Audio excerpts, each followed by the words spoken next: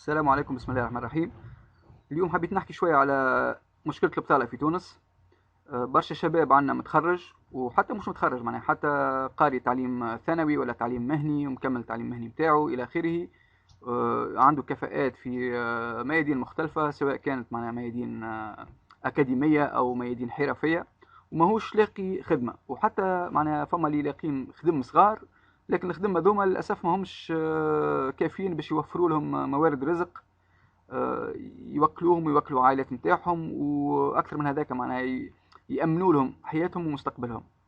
احنا نعرفوا لي الخدمه من المفروض تكون معناها توفر الكرامه للانسان اكثر منها الفلوس. الفلوس اوكي باهي، معناها لازم الفلوس باش تعيش كل شيء، لكن حاجه مهمه اكثر وعلى الاقل ما نقول ما تقلش اهميه على الحكايه هذه، هي توفير مستقبل نتاع الناس هذوما. معناها تنجم تخدم انت نهار بنهار وتخلص الكريم تاعك وتخلص ماكلتك وكل شيء، وتقعد ديما مديون وتقعد ديما عايش نهار بنهار. طريقة العيش هذه ما فيهاش كرامة، ماش توفر كرامة لحتى واحد. ونتصور الشعب التونسي معناها عايش مهمش، عنده مدة طويلة ياسر، معناها طويلة ياسر، عايش بالديون، عايش بالميزانية صغيرة. إلى متى؟ نتصور فما معناها هذا الوقت اللي باش نحاولوا نصلحوا الحاجات اللي فسدت، وباش نحاولوا معناها نوفروا موارد شغل، وفي نفس الوقت توفر الكرامة للمواطنين. الحكومة الحالية تتسلف في فلوس معناها تاخذ في ديون، في قروض من بلدان أخرى. ممكن ممكن هذا يكون حل آني، حل اليوم وغدوة، لكن على طول المدى معناها ماهوش حل جذري بالمرة. وبالعكس معناها نتصوروا يكون مشكلة أكثر منه حل. علاش؟ على خاطر إذا كان ما يتبدل شيء في عقلية المواطن وفي الاستثمارات الداخلية وفي الأمور هذه كلها، الديون معناها تغرقنا وماهيش باش تمنعنا من حتى شيء. خاطر باش يجي نهار وباش تكون مطالب باش تخلص الديون والقروض هذيك، كلكو سوا معناها تخلصها فلوس ولا تخلصها آه، تخلصها على حساب الاستقلالية متاع الدولة متاعك، وعلى معناها ما تكونش الدولة ما تكونش سيدة نفسها. علاش؟ على خاطر انت كي تسلف برشا فلوس قروض من دول اخرى، الدول الاخرى باش تفرض عليك معناها ارائها هي، وباش تفرض عليك طريقة التصرف نتاعك في السياسة الداخلية نتاعك. هذا معناه أمر مفروغ منه، أمر ريناه قبل في برشا دول ومازلنا راهو فيه ومازلنا باش نراوه ديما هكاك. معناه ما فما حتى واحد يسلفك فلوس وعلى خاطرك مسلم، ولا خاطرك عربي، ولا خاطرك ولا خاطرك باهي. معناه هذا كله كلام اعتباطي، كلام ساذج، ماهوش باش يوصل حتى شيء. الحلول الجذرية ما نعرفش انا الدولة حاليا شنو قاعدة تعمل بالضبط في المجال هذا. نعرفوا لي برشا مستثمرين اجانب هربوا من الدولة. وكي نقول مستثمرين مش معناها ناس يعطيو في ديون، مستثمرين معناها جايين ويخدموا في الناس. شخصيا انا مانيش الاستثمار الاجنبي حاجة باهية، لكن لازم يكون محدود. شنو معناه محدود؟ معناها الاستثمار الاجنبي لازم نفرق ما بين مستثمر اجنبي وما بين محتل اجنبي. معناها انسان داخل البلاد نتاعك باش يشري الاراضي نتاعك وباش يشري المعامل نتاعك، قال شنو باش يخدم الناس، ولكن هو الهدف نتاعو معناها آه، توفير فلوس اللي هو على خاطر باغ اكزومبل. معناها يجيك مستثمر من فرنسا يحلك معمل في تونس باش يخلص التوانسه خمس ولا ربع شهريه اللي يخلصها للفرنساوي ولا حتى اقل. معناها لي سونتر دابيل مثلا المنتشرين في تونس برشا، طريقه الاجور، طريقه تخليص الناس اللي يخلصوا معناها الفلوس اللي يخلص فيهم للناس نتاعنا 500 دينار ولا 400 دينار ولا 600 دينار ولا 700 دينار. في فرنسا هو يخلص 3000 اورو ولا 4000 اورو ولا 5000 اورو. معناها باش يوفر برشا فلوس اللي هو صحيح باش يوفر شويه مواطن شغل للتوانسه، لكن المواطن الشغل هذه اولا كما قلنا ماهيش كافيه. علاش؟ على خاطر ب 400 دينار ولا 500 دينار الشاب التونسي ماهوش باش يعمل حتى شيء بهم. الاسوام نتاع المواد الاساسيه في تونس غاليه كما نعرفوا الناس الكل، الاسعار نتاعها معناها غاليه برشا. تتقارن باسعار الدول هذوما نحكيو عليهم، فرنسا ولا امريكا ولا دول العالم نسميه العالم النامي، آه، معناها الشهرية متاعو 400 دينار ولا 500 دينار ماش تعملوا حتى شيء. ممكن توكلوا، ممكن تعيشوا اليوم بيومه، لكن الشاب هذا ما ينجمش يمشي لبعيد بالميزانية هذه متاعو. علاش؟ على خاطر كما قلنا الحياة متاع الإنسان هي ماهيش ماكلة ونومة كهو. هي الإنسان يحب يطور ذاته، يحب يتعلم حاجات جديدة، يحب يضمن المستقبل متاعو. يحب الشاب التونسي يحب كما الناس الكل معناها يحب يعمل عائلة إلى آخره. الميزانية هذه مش توفر له حتى شيء من الأمور هذه. دونك هذا ماهوش حل. ممكن يكون حل وقتي، لكن الحكومة والناس اللي تخمم على البلاد بالحق واللي تحب الشعب هذاك بالحق من المفروض تخمم في حلول بعيدة المدى، يعني طويلة المدى. من حاجة أخرى، الحكومة حاليا البارح سمعت اللي قررت باش تشري تقريبا 20,000 دراجة نارية من ثلاث عندهم معناها دراجات نارية ذات 3 عجلات، قصد توفير مواطن شغل صغيرة للشباب هذايا، اللي هو بالمناسبة معناها كما قلنا وكما نعرفوا الناس الكل المعظم بتاعه متعلم. والنسبة هذه متاع الشباب نحكيو عليها هي تقريبا مليون شاب. فما مليون بطال توا في تونس. اسكو ال20,000 هذوما الدراجة النارية باش يوفروا مواطن شغل كافية لتوفير الكرامة متاع الناس؟ ما نتصورش. حل وقتي، لكن المفروض الحكومة تخمم في حلول أكثر عمق من هذا. حاجة من الحاجات اللي نجم نخمو فيهم مثلا هو الاقتصاد الإلكتروني، هو التجارة الإلكترونية، الكوميرس إلكترونيك معناها على شبكة الإنترنت. كنا نعرفوا قبل اللي الشركات الكبار في تونس معناها تحتكر الأسواق الكل. معناها شركة عندها كبيرة عندها رأس مال كبير، ما تخليش الشركات الصغار يطلعوا معاها. وهذا رأسمالية، معناها هذا حاجة معروفة في العالم الكل. الرأسمالية هي وحش كاسر يخلي اللي عندهم فلوس الأغنياء يوليوا أغنياء أكثر، والفقراء يقعدوا حياتهم الكل لوطا معناها اونتر جيمي كيما العبيد، كيما لي زيسكلاف معناها نتاع الشركات هذوما. وهذا شيء موجود في العالم الكل.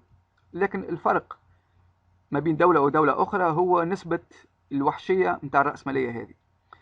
في تونس حاليا، أو ما يسمى بتونس حاليا، من المفروض صارت انتفاضة نتاع شباب اللي يطالب بالكرامة نتاعو، ويطالب بالحرية نتاعو، ويطالب بمستوى أدنى نتاع خدمة يوفر له مش معناها مش النهار بنهاره، مش المأكولات نتاعو فقط، لكن الحياة نتاعو. الكرامة اللي نحكيو عليها في الثورة هي كرامة نتاع توفير مستقبل، نتاع ضمان المستقبل، نتاع ضمان حياة كريمة. أنا ما نقولوش حياة، ما نجموش نقولوا الناس الكل يوليوا أغنياء، وهذا مستحيل، لكن على الأقل الناس ينجموا يخدموا الخدم اللي يحبوا يخدموا هما، ويوفروا لهم يعني القوت اليومي متاعهم، ويوفروا لهم ضمان لبعض السنوات اللي في المستقبل. باهي، التجارة الإلكترونية هي حاليا حاجة كبيرة ياسر في العالم الكل. تقريب السنة هذه معناها الكوميرس إلكترونيك في العالم، المبيعات، نسبة المبيعات باش توصل 1.25 مليار دولار عالميا. معناها 1.25 مليار دولار عالميا. معناها هذا عدد خيالي كبير ياسر. مليار دولار هي واحد وراه 12 صفر دولار في العام. باهي، السؤال يطرح نفسه هنا، تونس ويني في المعادلة هذه؟ يعني معظم الشركات العالمية المبيعات نتاعها على الانترنت. معظم الشركات العالمية في أمريكا ولا في اليابان ولا في فرنسا ولا في الدول هذه الكل، أكثر من 50% من مبيعاتها على الانترنت. الدولة التونسية والشركات التونسية وينهم في المعادلة هذه؟ الكوميرس الإلكترونيك في تونس مازال مش متوفر. الدينار مازال ماهوش محرر. يعني الناس ما ينجموش يبيعوا على الانترنت. لي كارت دو كريدي ما فماش. يعني السيستم يعني النظام البنكي، المنظومه البنكيه في تونس مازالت ما تخولش للناس، المواطنين العاديين، يعني الشباب اللي متخرج هذا اللي في العشرينات ولا في الثلاثينات من السن بتاعه، ولا حتى في الاربعينات، مازال ما معناها صعيب باش يكون عنده بطاقه بنكيه باش ينجم يتاجر على شبكة الانترنت. وحتى اللي عندهم بطاقة بنكية معناها فما رقابة كبيرة وفما بيروقراسية كبيرة ياسر تخليه ما ينجمش يتاجر على شبكة الانترنت. كما نعرفوا برشا بلدان نامية مثلا البوان كوم يسميه البوم، معناها الدات كوم بوم، الانفجار نتاع الدات كوم معناها البوان كوم في العالم صار في امريكا في ولاية كاليفورنيا مع شركات صغيرة.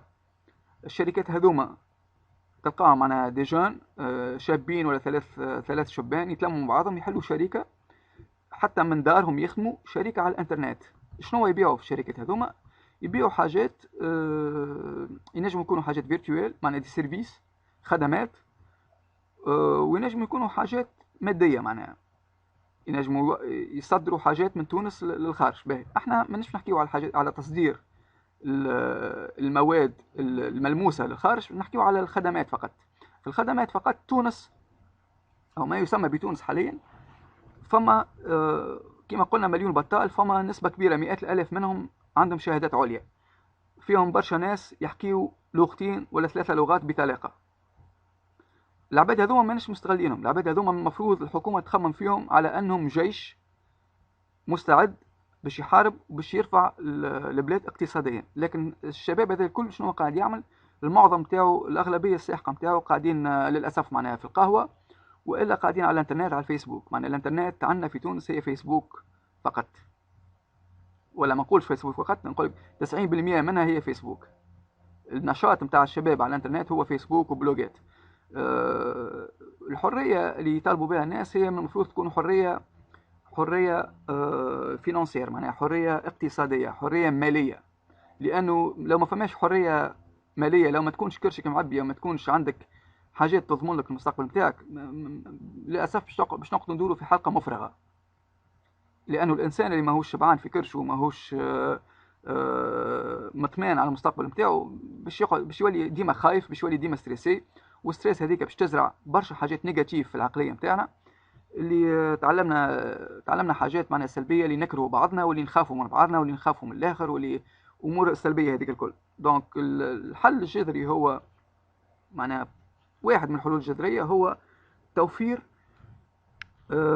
توفير او تشجيع الشباب هذوما باش يخدموا على شبكه الانترنت. الشباب صغار متخرجين نشجعوهم باش يحلوا شركات وباش يبيعوا على الانترنت. باش تصير العمليه هذه لازم يكون الدينار يتحرر في تونس.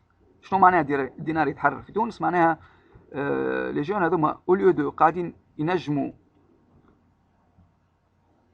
معناها ما ينجموش يخرجوا الفلوس نتاعهم لبرا باش يشريوا مثلا دي برودوي، مش اكزامبل معناها بسيط ياسر من الصين. الصين مثلا هي مارشي كبير ياسر توسكي الكترونيك وتوسكي امور من نوع هذا الكل، ولا جابون. الشباب هذوما ينجموا يشريوا البضاعه من البلدان هذوما بسعر ويبيعوهم في دول اخرى بسعر اغلى شويه، معناها يزيدوا المارج نتاعهم. الدول الاخرى هما شنو؟ مثلا هما الخليج، دول الخليج نعرفوا عندهم الامكانيه الشرائيه، القدره الشرائيه عاليه.